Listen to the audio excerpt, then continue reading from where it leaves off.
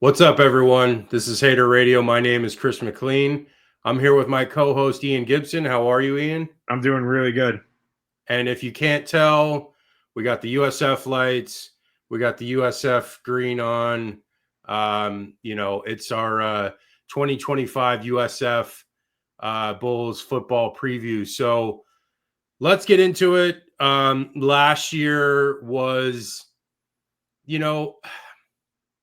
it's crazy because the past 2 years are night and day difference from what the previous 4 or 5 years were. From when Jeff Scott was here and they were only winning 1 to 2 games a year. Even the last year of Charlie Strong was only 4 wins. So it was a brutal stretch there. And, to now being wanting more than just 7 wins and, expecting to contend for the AAC, now American Conference. They renamed it. Oh, yeah. American Conference Championship. So, the teams are gone: Houston, Cincinnati, UCF. So it's now kind of open with just really only Memphis and Tulane for the most part that are really contenders every year in the American. So, I don't know. USF really needs to start stepping up, but there were glimpses of hope last year. They still did really well. They beat most of the teams in conference that they should. They had that bad game against Rice, and I know you mentioned it in your article, which Ian's articles will be up on later today, which is Tuesday, August 12th. Before I forget, and I forgot to mention it last episode because we were so just excited to get back into it. But Ian, I just want to congratulate you on getting married. Oh, yeah, I know thank you. it's a big step in your life, and just I'm really really happy for you guys. Thank you. Very much appreciated on all that. Yeah, that was wedding day was definitely the best day of my life. Easy to say that. What was funny was that was also, as a Rays fan, Evan Longoria's retirement, like his one-day contract. So of all the days to pick, that's the one, of course, was my wedding day. But yeah, married most beautiful woman in the world. She has an insane amount of patience to be a elementary school teacher and then come home to me. Yeah, That's nuts. I literally put that in my vows. Yeah. But yeah, it's been great. I couldn't be happier. I really found the perfect woman. That's awesome. Was it June 7th by chance? It was June 7th. That's my brother's birthday, and that's actually that's the day of the Lightning winning the Stanley Cup in 2004.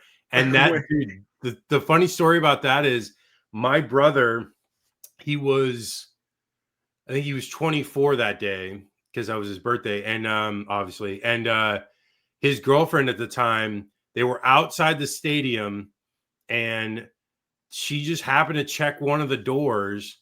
Check the door, it was open. They got in game 7 for second period on into the celebration for free. And I'm just like, that's awesome. You couldn't have asked for a better birthday ever. I don't think anyone can top that. That is an amazing story. I love that story. Last thing about that, once we got home or back to our room for the hotel, we were just so exhausted.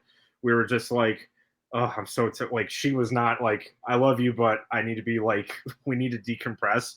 But I saw that, Lightning won in 2004, and I went like, hun, it was destiny that we were going to get married this day. And she I could feel her eyes roll. That's hilarious. I love it. And I do the same thing with my wife. It's like, you'll just say the most ridiculous sports related comment, and you can just hear, it just goes over their heads. They don't even care. They're like, we're speaking another language. And, it is what it is. I'm actually grateful that my wife is so not anti-sports, but she's just not into sports for the most part. She likes Dodgers baseball, the LA Dodgers, and that's it. Anything else she just does not have an interest in. So it does make having the sports hobby of what I do and this show and everything, I can have it separate to myself, and I share it with you, Ian, and friends that are college football fans, and just it's I don't know. I think there is something to be said about like having an independence from your spouse in some ways. Like, yes, you want to have a lot of similarities and like shared experiences, but you do still need to be an independent person and whatnot. But let's get back into it. I know we're talking about the home lives, but so USF, they go 7-6 last year. They get that like crazy Holiday Bowl. I can't even remember the name of the bowl. Is Hawaii Bowl. Yeah, Hawaii Bowl. Win against San Jose State. San Jose State didn't have. Was it the quarterback or the receiver? Both. Okay, but yeah, it was the receiver. They had some guys not playing, so it made it a little bit easier for USF, considering how bad USF's defense was. I know you talked about it in the article that they went from 115th to 119th, and like it's definitely something that getting that victory was a nice topper because they did have another winning season.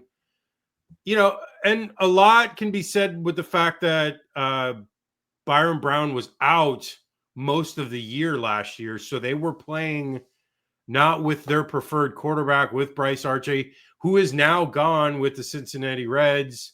And good luck to him. And I think he'll do well. He's definitely a great baseball player, and he should be fine in the majors. But he just wasn't like, I don't think he was best suited for Alex Golesh's offense. Mm-hmm. And that could probably be the best way to answer that.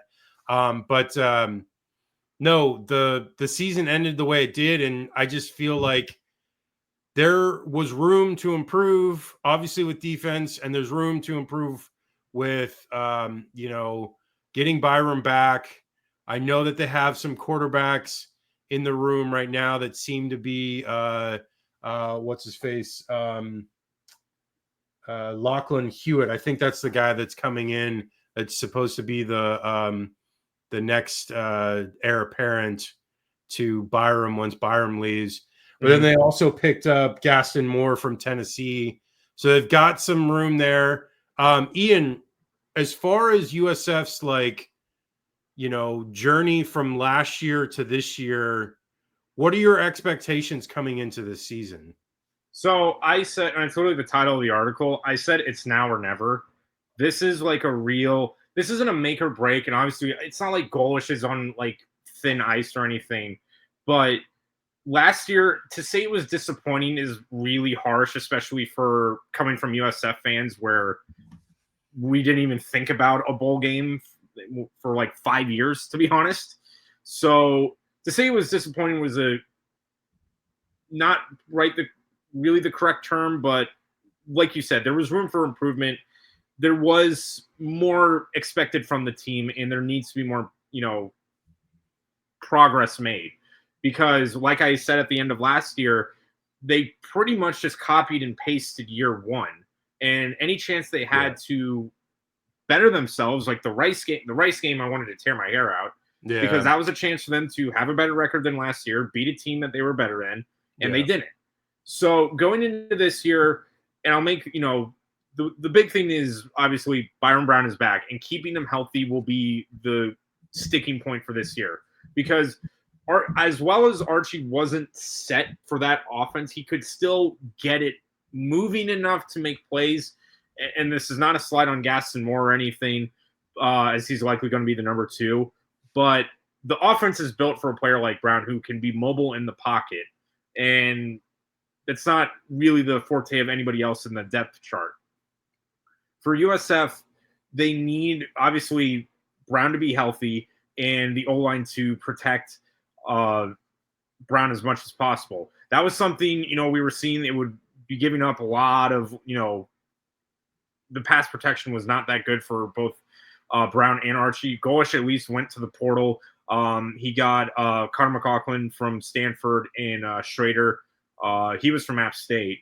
So he fortified the offensive line, and hopefully that'll make it, easier for, the running backs and Brown to have time in the backfield and to be able to get, going.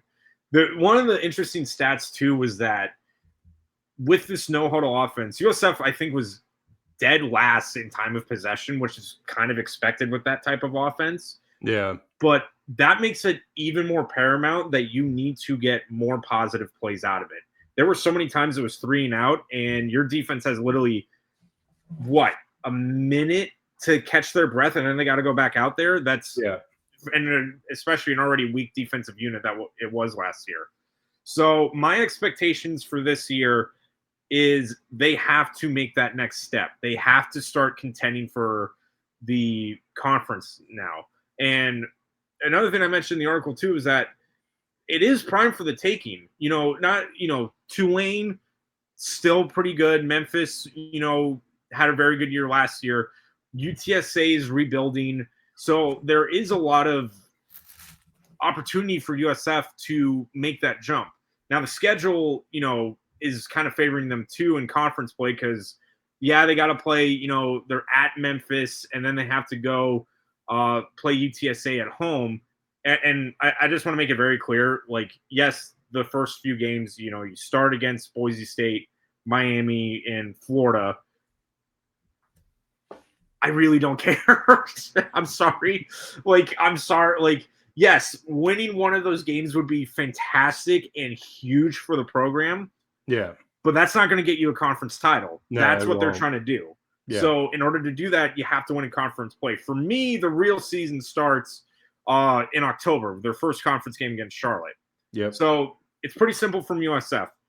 Memphis and UTSA will be the biggest games this year. Especially the Memphis one will be the fork in the road game for the Bulls. They have got to beat every other team because they are better than a lot of the other teams on their schedule. They are better than Charlotte. They are better than North Texas, FAU, Navy, UAB, and Rice. So if that's right there, that's your 6 wins. And then you just got to beat Memphis and UTSA, which honestly coin flips. But again, they have to start showing progress. If Brown stays healthy, if the offensive line continues to protect, and now on the side of the defense, if the transfers that Golesh brought in are able to, because the linebacking core is the best part of the unit. That was never a problem, especially with Schuler coming back and being healthy. But the secondary has to play better. They cannot be getting beaten all the time, and the defense has to start getting into the backfield. Now, that's a lot of what ifs, but I feel like it's feasible for USF to do that. I said, my expectation is contend for the conference title because now we need to start seeing that this is working. We are moving forward and we are not stagnating. Yeah, I agree. I mean, it's you have to build on what you've done. You can't just keep being complacent with the things that you've done over the last 2 years, which compared to the previous years, obviously we've talked about it, has done well. So they've gotten to a point now where it's okay, we've gotten to a barely above mediocrity. Can we take it to that next level to good now? Can we get to potentially 9-10 wins, which is possible?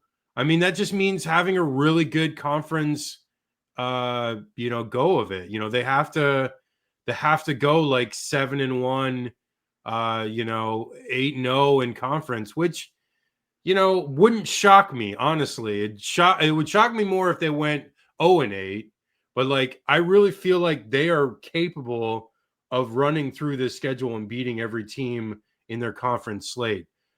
We talked about it, the non-con, I feel like out of those 3 games, Boise State, at Florida, at Miami, I feel like the one that they have the best shot at is probably Boise State. And I feel like they can. And that, honestly, with that being basically the first game of opening weekend, week 1, I know there's week 0, but week 1 is the official start of college football. And they're, opening night. I think the other game is, I can't remember that night. There's another game that night. That's the reason why the game's on at 5:30 and it's not later.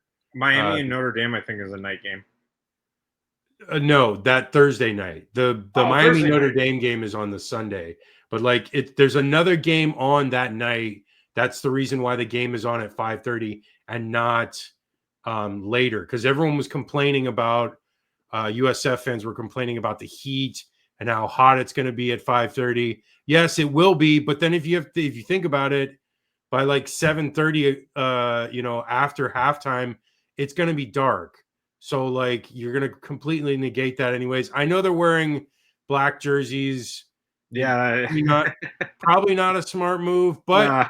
again, you have to also remember at 5:30 in Florida in August, it more than likely is going to rain and there might be a delay anyways. Yeah. So like this might be all for naught that we're complaining about.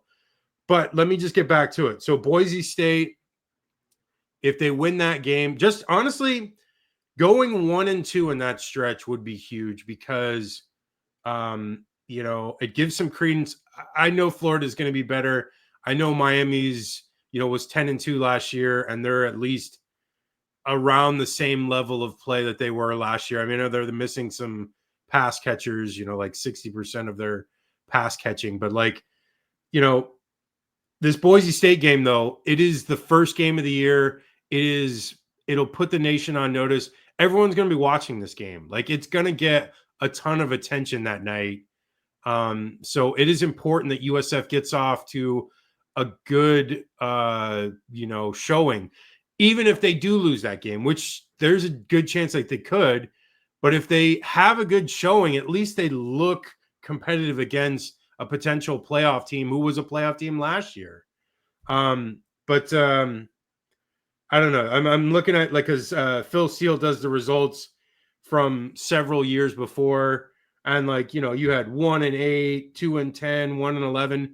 So we can't be complaining too much that it's 7-6. But I do also realize that this program has been at some pretty significant highs over the years. They haven't won a conference championship, but they were ranked highly. Obviously in 07, they talk about that a lot, but they've had those years during Jim Levitt, even the years during Willie Taggart and that first year with Charlie Strong.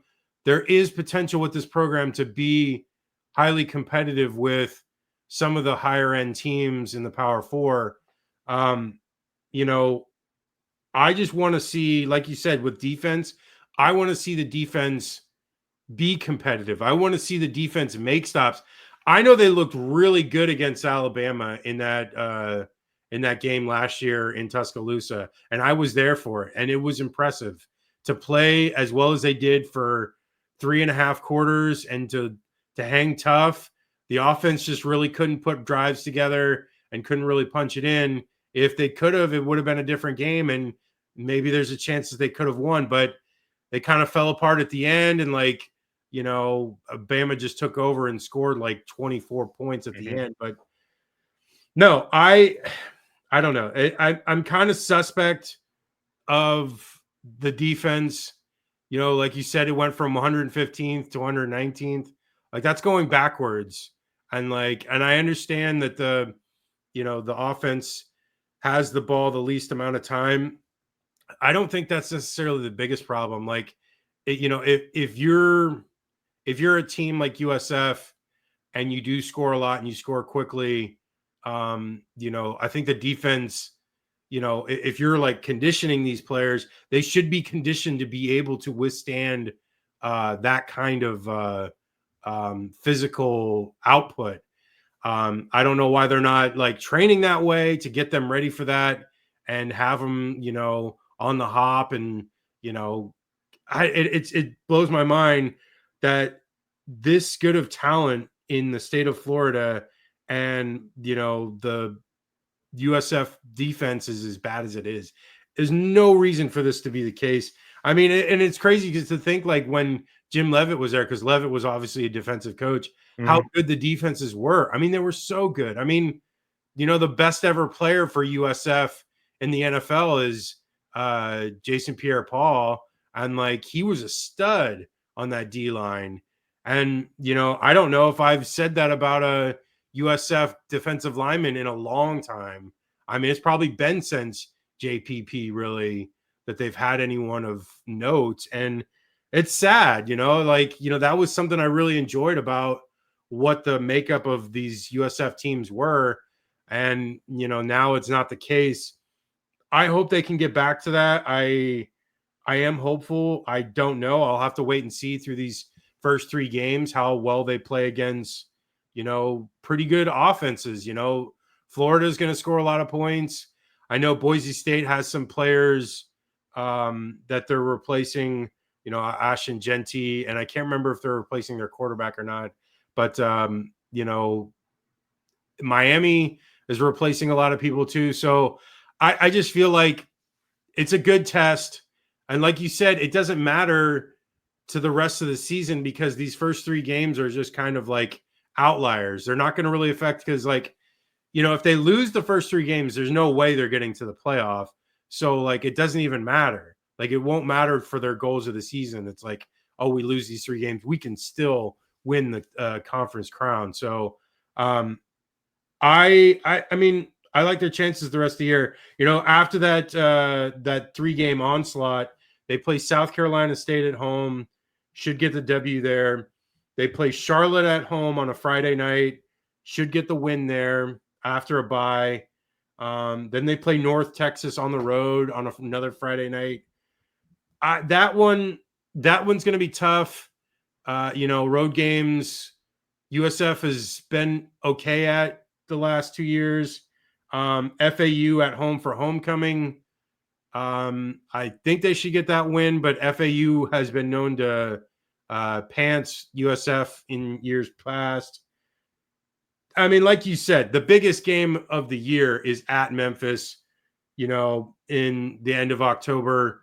Like, if they can win that game, I mean, it sets a tone for the rest of the year, for the rest of those 4 games. It really, like, motivates them to see if they can really push to win the crown.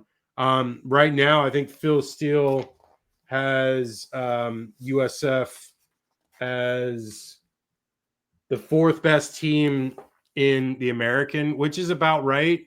It's Tulane, Memphis, and UTSA. And, they play Memphis and UTSA. They don't play Tulane. They'll see if they're up to snuff, and I'm welcome to this. I want to see this. I hope Byram is healthy. It feels like he is. It feels like he's getting a lot of practice time here in fall camp. I'm excited for the offense. I definitely am. Like, I'm not excited for the defense, but I am excited for the offense. And I'm hopeful that they can put up a ton of points. I can see a 35-point average, like, consistently. I can see that. I have no doubt in my mind. Can they stop teams from scoring more than 20, 25? I don't know. It's going to be tough. Ian, what do you think the biggest hurdle for USF is this year from achieving their goals? I would probably say it would be the defensive unit and being able to make enough stops on the field. I'm going to put it actually 2. Injuries, and then that. The injuries is something you can't control because, like I said, if one of your star guys goes down again, like Schuler did last year, he did come back, and obviously Brown, there's nothing you can really do about that. But I would say the defensive unit is going to have to really step up because, like we've been saying, it's been really bad. Yeah. So in order, USF, now there were some games where they were able to, get some, stops. They did really good. Obviously, USF, at least for the first 3 quarters, they did pretty good. And then with wins against, like, FAU and Charlotte, they were able to at least, like, wear down, the other team before USF would just, put up a bunch of points and run away with it. And I feel like that's how the offense is going to be this year as well. Especially because, you have, even though, Atkins is gone, you have Alexis coming back as wide receiver. And they had a bunch of guys from the transfer portal as well. Chaz Nimrod, which I'm actually excited about. Yeah, so you had a really good talent. you have a lot of guys that can help on offense, but defensively, getting those stops is going to be crucial. The biggest thing is having USF's offense on the field as much as possible to put up as many points as they can and just distance themselves from the opponents. That I think would be the biggest hurdle because they haven't really shown against teams like Memphis that they can do that. Yeah. And when that happens, the other thing is too is that you have to find a way. If it's going to come down to a shootout, the offense has to keep clicking, and that's asking a lot. When it could just be, we need you to get like at least like 8 stops is what we need. Yeah. On offense, I think last year, speaking to your point of like, the offense having the ball so little was the fact that they were doing like a lot of 3 and outs. It was a ton of like, a run up the middle, gets nothing, 2 incompletions, and then kick the ball and then punt. So it really, it stifles the defense there when you're not even be able to do anything at all. Because at least like if you're not going to have the ball much, at least you move it like, where you can get field position. Instead you're like giving the opposing offense a good field position almost every time. So then the defense is kind of screwed, and they didn't have a chance to really make any stops. But no, the other thing I noted was the returning starters for USF offense and defense. It's 8 on both sides, so that's a total of 16 of 22. That's a really high number. I know I saw, where was it? 54 new players this season. So that's like the 30 or so roughly from the recruiting class coming in, and all the transfers coming in. Because there was a lot that we haven't talked about on the defensive line, where John Salazar was at UCF for a few years, went to Texas A&M, didn't get much burn there. Now is at USF. Devin Lee was at Vandy before. Jacob Merrifield was at FAU. He had an offer from Northwestern. Dre Butler from Charlotte. Denard Flowers from Murray State. There's a lot of bodies coming in on the D line, and it seems like some very like experienced, well thought of players. So that is hopeful there. I will say that is like something that I didn't mention earlier that does give me some hope. I'm still kind of questioning things just because it's the same defensive coordinator. I know it's Todd Orlando. And no offense to him, I just feel like, if you're struggling so many years in a row, seems like you might have to make a change at some point. And maybe Golesh does after this year if they get the same result, or maybe they actually do something this year and make a difference. And I will say, over his time since he's gotten here, Alex Golesh, the recruiting has been some of the top tier of all of the non-power 4 teams, so it's been like in the like a very high number for what they've done recruiting wise. I think it's been like in the 30s sometimes in the nation. So, he's done well. It's probably, over 3 years now, the best, deepest team that he's had. So maybe there is a chance the defense can turn it around as well because of that. I don't know. I'm just suspect of what I've seen. Like the proof of that's been out there, the like evidence has been showing not a good sign, not a good track record for the last couple of years. I want to be impressed, and I'm not really right now. The last thing I wanted to mention, because I guess we're only at a half an hour. Wow. I felt like we were a lot longer, but no, this is going well. Like I feel like, this is a good conversation about this program because, a lot of times I think we put USF on the back burner a little bit when we're talking about them because a lot of the games aren't as compelling, which is annoying because, USF should be in a power conference. They should be either in the ACC or the Big 12, and they're not. I know I always mention on Twitter about being in the Big Ten. And I know it's a small possibility, but it's something where it's like USF, if they can get into a better conference, they get more money, they get better competition, they get these better home games. And I think that's a large reason why, there's not really crowds there. Like what is to be like, what's exciting about playing Rice or UAB?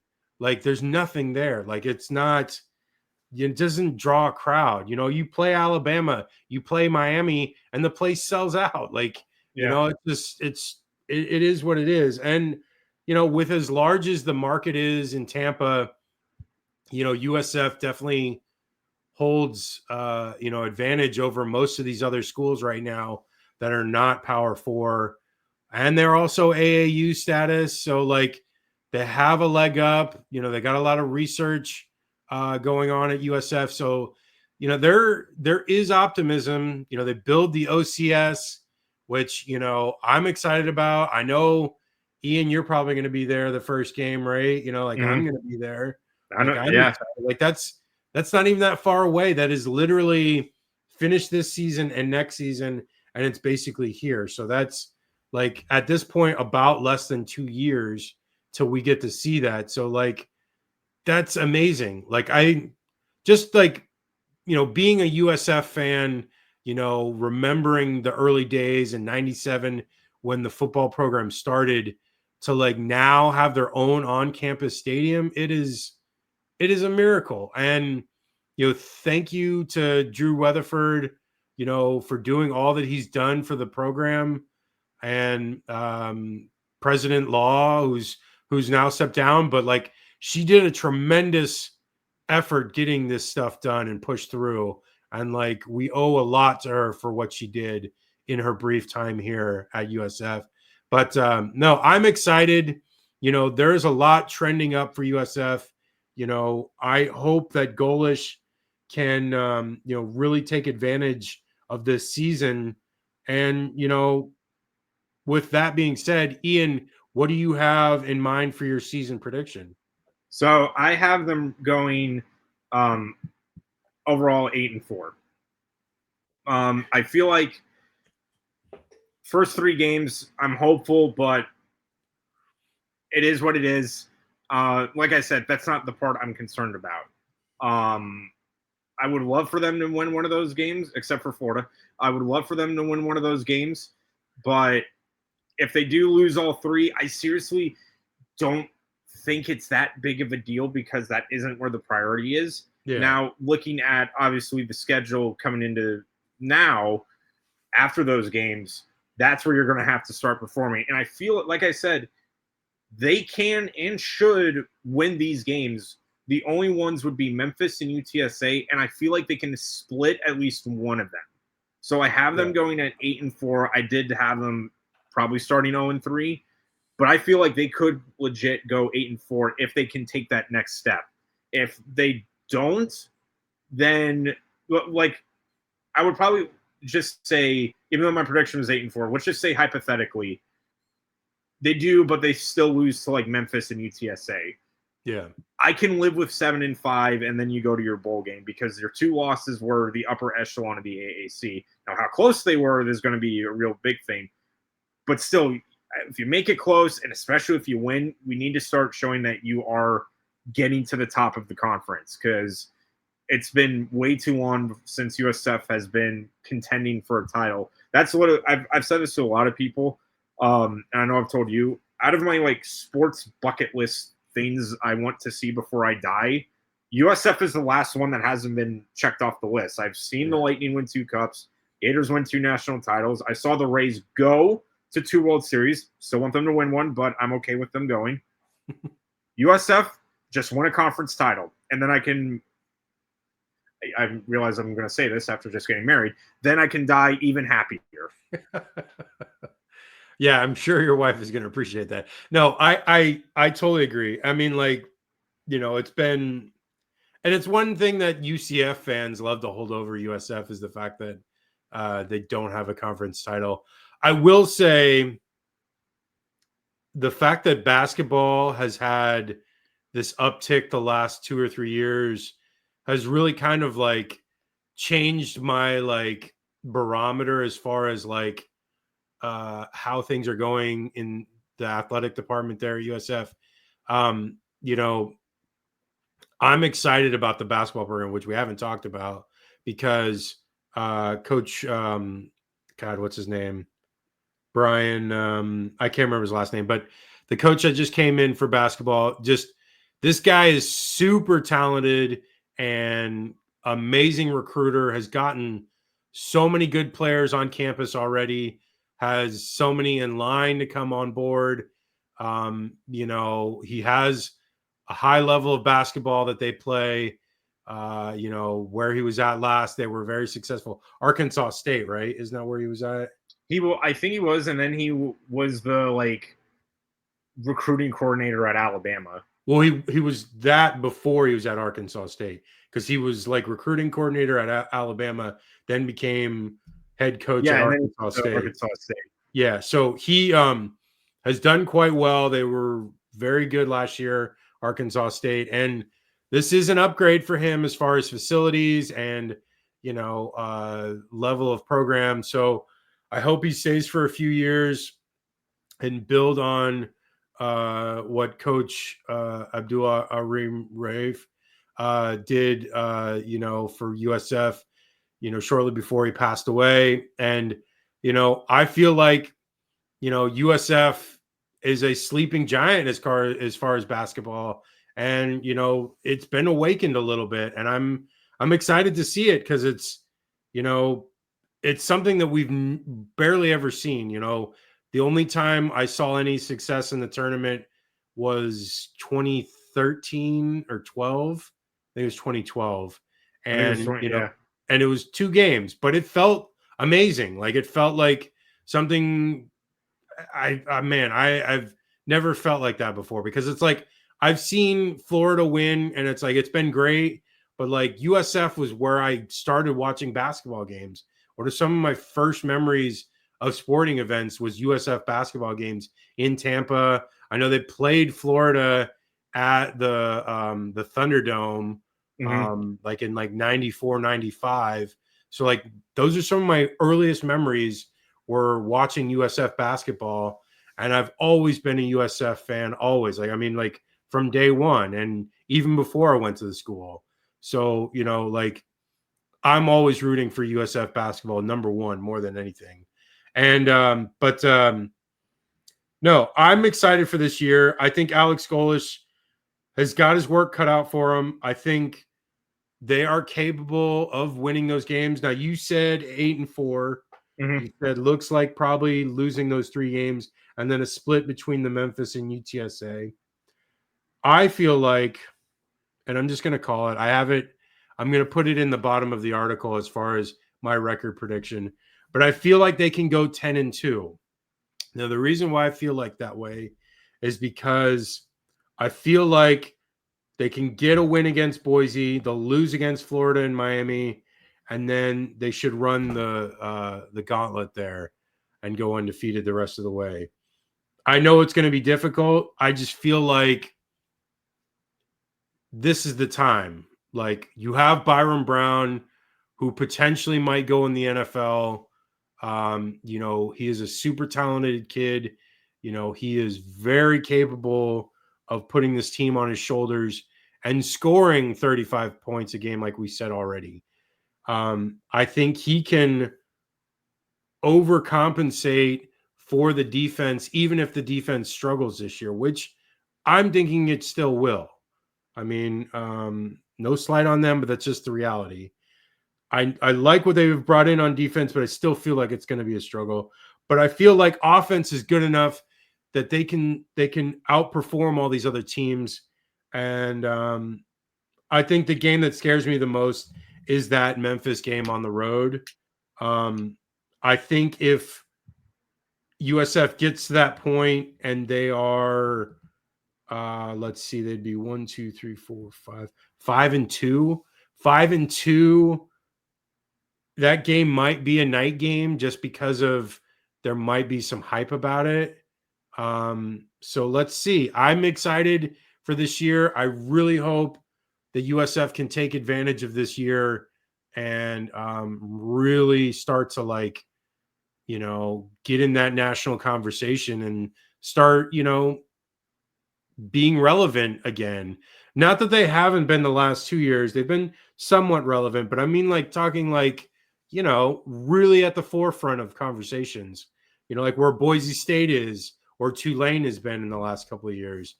Boise State got to the playoff. There's no reason why the USF isn't capable of doing that. I know it's going to be tough this year with the non-conference schedule they have, but as far as their conference, they should be able to do well, and I feel like they will. Do you have any last thoughts before we go? Why are you wearing black at 5 p.m.? I know, but it's honestly, like I said, it's gonna be That's it. dark. It's gonna be dark at like 7, and there's a chance that it's probably gonna rain because it's Florida and it's August. That's just the last. I just remember seeing that. I was like, really? Okay. I know. That's my last thing to say about USF. I get it. I understand the complaint, but I'm just more of, I don't know. This is what the team wanted. I'm almost positive I saw that it was voted on by the team to wear these uniforms. This is what they want to do. This is their plan. Whatever. I'm not really upset with it. I think it'll be hot for a little bit, and then the majority of the game will probably under darkness. So it's a moot point at that point. Okay. Any last thoughts? No, I would probably just say, USF, once again, we're going to have to see improvement like we were expecting from last year. Now is the time where kind of the honeymoon period is over. You have to start making those steps because the expectation is you can win the AAC or AC now or whatever they're calling it. AC, yeah. You can now win this conference, and you should because it's right for the taking now. Yeah, I agree. That's the show. Check out Ian's articles. One on Florida, if you're a Florida fan as well watching this. Florida's season preview is already up at haterradio.com. Ian has his article on USF that will be published later this morning, afternoon. You'll see that, haterradio.com. Socials, you'll find us. Just type in Hater Radio. It comes right up. Ian, I don't know if your social is correct on the screen. I don't think it is because you said you had a different one. But we were joking. We were joking that Ian's nickname needs to be G5 Gibson, which I think is like the perfect name for Ian, just because he's so good at analyzing all the non-Power 4 teams, which I don't even know if it's technically Group of 5 anymore because Pac-12 is like considered Group of 6. I don't know what it is, but I still like G5 Gibson. It has a nice ring to it, so maybe we'll get that nickname to stick for Ian. Yeah. Anyways, that is the show. Thank you for watching, and we'll talk to you on the USC and UCLA previews coming up this week. And then our first official show, the traditional Wednesday, Sunday shows, next Wednesday, August 20th. So look for that. 5 p.m. Pacific, 8 p.m. Eastern will be a traditional show ready to go for the rest of the year. So thank you, everybody. We'll see you then.